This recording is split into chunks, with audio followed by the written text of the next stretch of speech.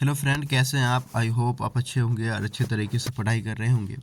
आज हम लोग इस वीडियो के माध्यम से क्लास 10th के मैथ का चैप्टर जो 7 है, जिसका नाम है निर्देशांक ज्यामिति, उसके जितने भी वीवीआई ऑब्जेक्टिव प्रश्न बन सकते हैं, साथ ही इसकी थ्योरी भी हम पढ़ लेंगे। तो चलिए शुरू करते हैं। देखिएगा निर्देशांक ज्यामिति में कि बिंदु -3 और -4 किस चतुर्थांश में स्थित है। तो तृतीय चतुर्थांश में है। तो अब हम एक फिगर बताते हैं, उसको अच्छे तरीके से ध्यान में रखिएगा। जैसे कि ये देखिए हमारा ग्राफ, ये तो y का हो गया। ये थोड़ा सा हम इसको 1 मिनट छोटा कर लेते हैं। ये हो गया x का। तो याद रखिएगा, इधर जो है ये भी x का हो जाएगा, ये भी y का हो जाएगा। तो ये हमारा क्या होता है, प्लस। इधर हमारा क्या हो जाता है, माइनस। इधर भी माइनस, इधर प्लस। ठीक है, ये हो जाएगा 0। ठीक, अब देखिए यहाँ पे प्लस प्लस आया, ठीक ना, ये प्लस प्लस होगा। और ये देखिए पहले x लिखेंगे ना, तो x तो यहाँ पे माइनस है और उसके बाद फिर प्लस है, तो माइनस प्लस हो गया। यहाँ पे देखिए दोनों हमारा क्या हो जाएगा, माइनस हो जाएगा। x भी माइनस है और यहाँ पे y भी माइनस है। और यहाँ पे देखो पहले प्लस होगा, उसके बाद क्या होगा, माइनस होगा। इस तरीके से देखिए, तो ये हमारा प्रथम पाद में या प्रथम क्वाड्रेंट में हो जाएगा, सॉरी ये प्रथम हो जाएगा। और ये देखिए ये हमारा द्वितीय हो जाएगा, और ये तृतीय हो जाएगा, और ये चतुर्थ हो जाएगा। ठीक ना, समझ में आ गया। तो ये प्रथम हो जाएगा, ये द्वितीय हो जाएगा, और तृतीय हो जाएगा, ये चतुर्थ हो जाएगा। अगर प्लस प्लस रहे तो प्रथम क्वाड्रेंट में, माइनस और फिर प्लस रहे तो तृतीय द्वितीय चतुर्थांश में, और माइनस माइनस रहे तो तृतीय चतुर्थांश में, और प्लस और फिर माइनस रहे तो यह चतुर्थांश में हो जाएगा। याद रखिएगा इस बात को। इस फिगर को अगर याद रख लेते हैं आप, तो मेरे यकीन मानिए यहाँ से 2 नंबर आपको आ जाएगा। अब यहाँ से एक बात और आप सीख लीजिए कि एक्स अक्ष को क्या कहते हैं। एक्स अक्ष को, तो एक्स अक्ष को हम भुज कहते हैं, भुज, ठीक ना। और वाई अक्ष को क्या कहते हैं, कोटि कहते हैं। क्या कहते हैं, कोटि। ठीक है, ये भी प्रश्न पूछा जाता है, अभी आगे आपको प्रश्न मिलेगा, तो इस दोनों को याद रखिएगा। ठीक है, अब प्रश्न की ओर चलते हैं, सॉरी थ्योरी की ओर। तो ये तो समझ में आ गया कि माइनस और माइनस रहे तो तृतीय चतुर्थांश में। आगे देखते हैं, क्षैतिज रेखा को एक्स अक्ष का वे अग्र रेखा को वाई अक्ष कहते हैं। मूल बिंदु जिस पर क्षैतिज रेखा एक्स अक्ष का वे अग्र रेखा, आगे देखते हैं, एक्स अक्ष प्रतिच्छेद करती है, उस बिंदु को मूल बिंदु कहते हैं। ठीक है, आगे देखिएगा, मूल बिंदु का निर्देशांक 0 0 होता है, क्योंकि इस बिंदु पर एक्स और वाई दोनों का मान 0 होता है। आगे देखिएगा, किसी बिंदु के निर्देशांक में 2 मान यानी एक्स वाई होते हैं, जिनमें पहले एक्स को भुज या एक्स निर्देशांक एवं दूसरे को वाई को कोटि या वाई निर्देशांक कहते हैं। अभी हमने बताया था पहले, भुज या एक्स निर्देशांक किसी भी बिंदु की एक्स अक्ष से दूरी उस बिंदु की 0 और वाई होता है। ठीक है, दूरी सूत्र रूट अंडर में x2 माइनस में x1 का होल स्क्वायर प्लस में y2 माइनस y1 का होल स्क्वायर होता है। इसको याद रख लीजिएगा। मूल बिंदु से किसी बिंदु की दूरी, तो ये तो दोनों का स्क्वायर कर दीजिएगा, यानी कि root under x square plus y square. मध्य बिंदु का निर्देशांक, तो मध्य बिंदु का निर्देशांक होगा x1 प्लस x2 बट्टे 2, y1 प्लस y2 बट्टे 2। ठीक है, आगे त्रिभुज के केंद्र का निर्देशांक, तो ये होगा x1 plus x2 plus x3 बट्टे 2, और y1 plus y2 plus y3 बट्टे 3 हो जाएगा। यहाँ पर बट्टे में 3 रहेगा, याद रखिएगा। अब त्रिभुज का क्षेत्रफल 1/2 into x1 into y1 minus y3 plus में x2 y3 minus y1 plus में x3 y1 प्लस y3। ठीक है, अब आगे देखते हैं।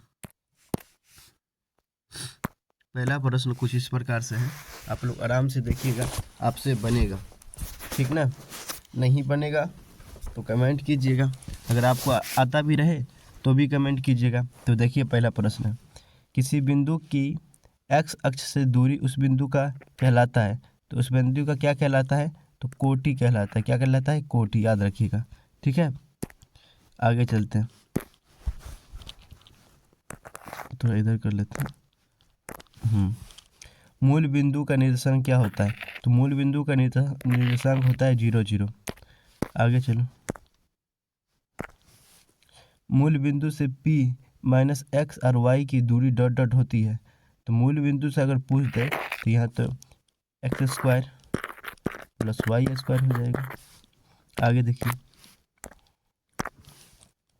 बिंदु 3 2 और क्या है 2 और 3 मूल बिंदु से दूरी होगी, तो इस दोनों को क्या कर लीजिए? स्क्वायर कर लीजिए।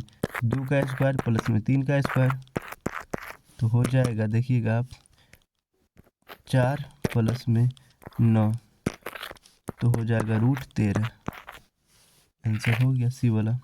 आगे चलते हैं, देखिएगा बिंदुओं ए 2 -3 और 2 2 के बीच की दूरी क्या होगी?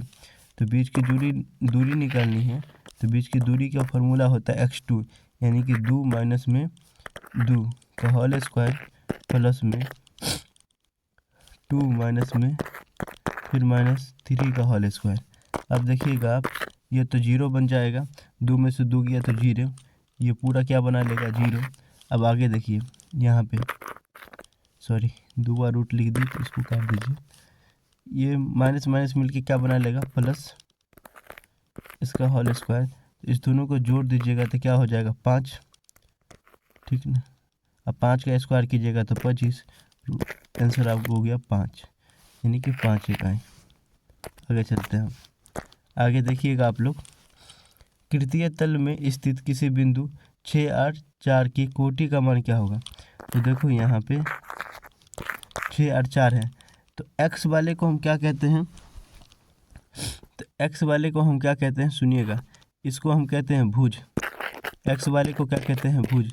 तो ये 6 हमारा भुज हो गया, और ये 4 है, ये होगा कोटि। क्या होगा? कोटि, याद रखिएगा। तो आंसर 4 हो जाएगा।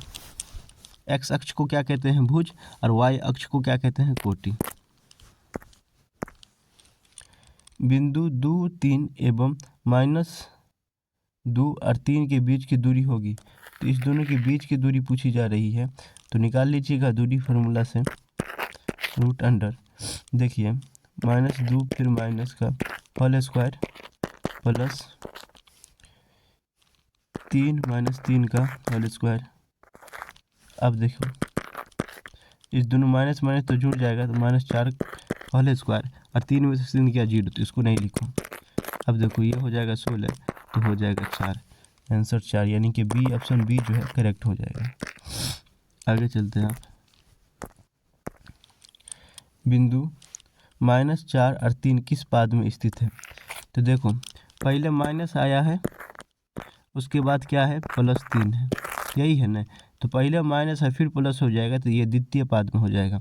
अब ये तो बताए थे आपको, तो ये ऑप्शन नंबर बी जो है इसका करेक्ट हो जाएगा। आगे चलते हैं,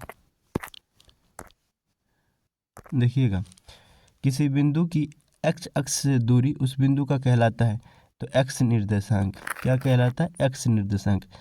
और x अक्ष से दूरी y निर्देशांक। ठीक है, इसका अपोजिट हो जाएगा। दो अक्षों के प्रतिच्छेद बिंदु को कहते हैं, तो दो अक्षों के प्रतिच्छेद बिंदु को मूल बिंदु कहते हैं। जैसे देखिए, यहाँ और यहाँ पे दोनों कट रहा है ना, कि ये तो y अक्ष हो गया, ये x अक्ष, और यहीं पर कट रहा है, तो यह इसको हम मूल बिंदु कहते हैं ना, मूल बिंदु। ठीक है, तो ये क्या हो जाएगा? मूल बिंदु, यानी कि ऑप्शन नंबर बी जो है इसका करेक्ट हो जाएगा। x1 और y1 और 0 0 के बीच की दूरी क्या होगी? तो ये तो मूल बिंदु हो गया, समझ लीजिए। यहाँ पर मूल बिंदु का निर्देशांक क्या होता है, 0 0। तो ये तो बस डराने के लिए ऐसा प्रश्न दे दिया। इसका आंसर होगा x² प्लस में y²। ऑप्शन नंबर 20 का करेक्ट हो जाएगा। बिंदु 15 और 8 की मूल बिंदु से दूरी। तो 15 8 की मूल बिंदु से दूरी बोल रही ना, तो कुछ नहीं करना है, इस दोनों को आपस में स्क्वायर करके जोड़ दो। तो 15 का हो जाता है 125 और प्लस में 64, तो जोड़िएगा तो हो जाएगा 9 89। 117 का वर्गमूल 89 होता है, ये हो जाएगा। बिंदु -3 -1 3 और -5 और 7 के बीच की दूरी क्या होगी। इस दोनों को बीच की दूरी पूछ रही है, तो आप लोग आराम से बना दीजिएगा। इस दोनों का स्क्वायर कर लीजिए, तो होल स्क्वायर प्लस 7 फिर -3 का होल स्क्वायर। ठीक है, अब देखिएगा आप, ये माइनस माइनस मिलके बना लेगा प्लस, तो 5 में से 1 घटाइएगा तो -4 हो जाएगा, इसका होल स्क्वायर प्लस ये हो जाएगा 4, इसका भी होल स्क्वायर। अब देखो 16 प्लस में 16, अब इस दोनों को जोड़ दीजिएगा, तो इसको हम ऐसे भी लिख सकते हैं ना, 2 × 16 यानी 16 दूनी 32। तो 4 का वर्गमूल निकल जाएगा, 16 का वर्गमूल निकल जाएगा 4, और 2 का तो नहीं रहेगा, तो अंदर में रहेगा, इतना इकाई हो जाएगा, यानी कि ऑप्शन नंबर 1 करेक्ट हो जाएगा। आगे चलते हैं, देखिएगा आप 16 को क्या कह रहा है, x1 y1 और x2 y2 को मिलाने वाली रेखाखंड के मध्य बिंदु का निर्देशांक। तो मध्य बिंदु का निर्देशांक होता है x1 प्लस में x2 बटे में 2, y1 प्लस में y2 बटे में 2, यही हो जाएगा हमारा, यानी कि ऑप्शन ए जो है करेक्ट हो जाएगा। अब देखिएगा 3 बिंदु संरेख होगी, यदि उनके बने त्रिभुज का क्षेत्रफल होगा। तो 3 बिंदु संरेख तब होता है जब त्रिभुज के क्षेत्रफल बराबर 0 होता है। 3 बिंदु संरेख होगी यदि उनसे बनने त्रिभुज का क्षेत्रफल डॉट डॉट होगा। तो अब ये तो बोले थे 0 होगा। चलिए, बिंदु 5 cos थीटा इंटू 0 तथा 0 5 sin थीटा के बीच की दूरी क्या होगी। तो बीच की दूरी निकाल लीजिए भाई। बीच की दूरी निकालने का फॉर्मूला तय की है, क्या है कि 0 माइनस में 5 cos थीटा प्लस में, देखिएगा आप, फिर 5 sin थीटा माइनस में 0, इसका होल स्क्वायर कर लो। अब देखो 0 में से इसको घटाओगे तो क्या हो जाएगा, तो 0 ही, यानी कि 5 cos थीटा हो जाएगा। अगर स्क्वायर कीजिएगा, देखते रहिएगा आप, तो ये हो जाएगा 25 cos स्क्वायर थीटा प्लस यहाँ पर भी इतना में से 0 को घटाओगे तो इतना ही हो जाएगा, यानी कि 5 sin थीटा, और 5 sin थीटा को स्क्वायर कर लीजिएगा तो 25 sin स्क्वायर थीटा।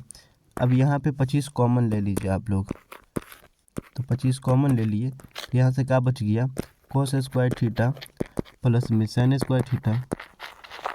अब देखिए यहाँ पे sin square theta plus cos square theta बराबर 1 होता है, और 25 का वर्गमूल 5 हो जाएगा। ठीक है, तो आपका आंसर हो जाएगा 5। आगे चलते हैं, बिंदु 3 और 4 की मूल बिंदु से दूरी क्या होगी। मूल बिंदु से दूरी पूछ रहा है, तो कुछ नहीं कीजिए, इसका स्क्वायर कर दीजिए, आपस में जोड़ दीजिए। तो 9 प्लस में 16, दोनों को जोड़िएगा तो क्या हो जाएगा 25, तो हो जाएगा 5। ठीक है, आगे चलते हैं हम, ये तो फिर वही सवाल है 20 का। देखिए बिंदु 4 -1 और बिंदु 2 और 3 के मध्य बिंदु का निर्देशांक। मध्य बिंदु का निर्देशांक बोल रहा है, तो इस दोनों को जोड़ दो, x वाले को जोड़ दो, बट्टे में 2 कर लो, और y वाले को जोड़ दो, बट्टे में 2 कर लो। अब देखिए इस दोनों को जोड़िएगा तो 6 हो जाएगा बट्टे 2, इसको घटा लीजिएगा तो 2/2 हो जाएगा। इसको काट दीजिए 3, इसको काट दीजिए 3 और 1 हो जाएगा आपका आंसर। ठीक है, अब आगे चलते हैं। बिंदु √3 माइनस √2 किस पाद में स्थित है? तो ये पूछ रहा है तो देख लीजिएगा आप। देखिए पहले क्या है, प्लस है और उसके बाद माइनस है। तो पहले प्लस यानी x वाला प्लस है, फिर y वाला माइनस है, तो ये चतुर में हो जाएगा। किस में हो जाएगा? चतुर में हो जाएगा। अभी बताए थे ना ये ग्राफ, यानी कि ये प्लस प्लस होगा, फिर ये माइनस, फिर प्लस हो जाएगा। तो इधर आओ, ये देखो माइनस माइनस हो जाएगा, ठीक ना, और ये प्लस और फिर माइनस, ये चतुर में हो जाएगा। ठीक है, चलिए हम आज जितने भी VVI ऑब्जेक्टिव प्रश्न थे इस चैप्टर से हमने देख लिया है। आपको ये वीडियो कैसा लगा आप कमेंट करके बताइएगा। बाकी आप पढ़ते रहिए क्योंकि वक्त बहुत कम है।